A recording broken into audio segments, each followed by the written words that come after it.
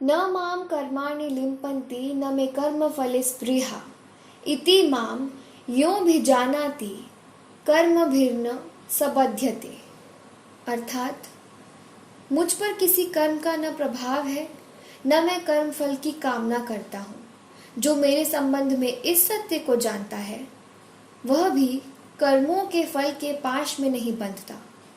तात्पर्य, जिस प्रकार इस भौतिक जगत में संविधान के नियम हैं जो यह बताते हैं कि राजा न तो दंडनीय है न ही किसी राज नियमों के अधीन रहता है, उसी तरह यद्यपि भगवान इस भौतिक जगत के सृष्टा हैं किंतु वे भौतिक जगत के कार्यों से प्रभावित नहीं होते।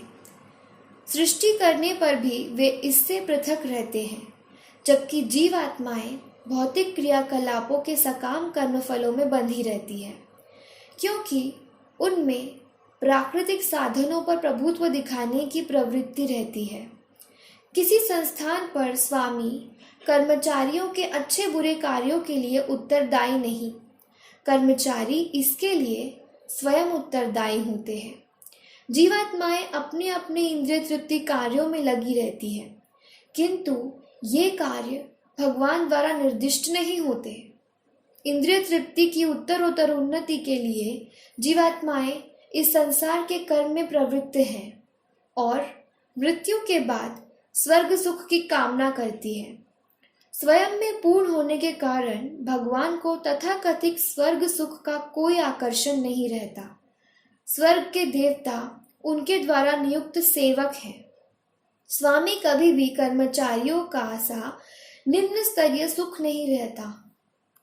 वह भौतिक क्रिया प्रतिक्रिया से पृथक रहता है।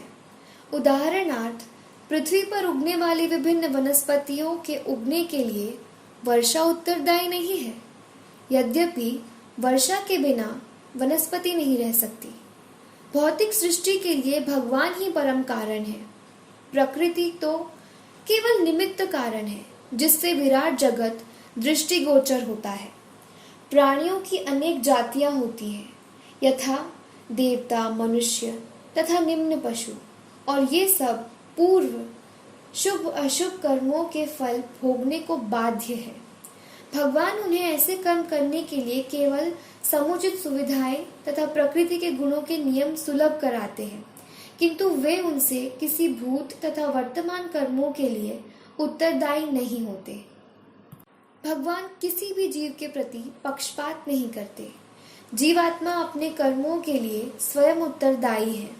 भगवान इसे प्रकृति अर्थात बहिरंगा शक्ति के माध्यम से केवल सुविधा प्रदान करते हैं।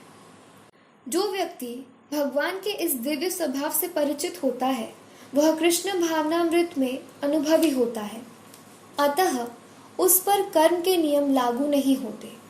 जो व्यक्ति भगवान के दिव्य स्वभाव को नहीं जानता और सोचता है कि भगवान के कार्यकलाप सामान्य व्यक्ति की तरह कर्म फल के लिए होते हैं, वे निश्चित रूप से कर्म फलों में बंध जाते हैं।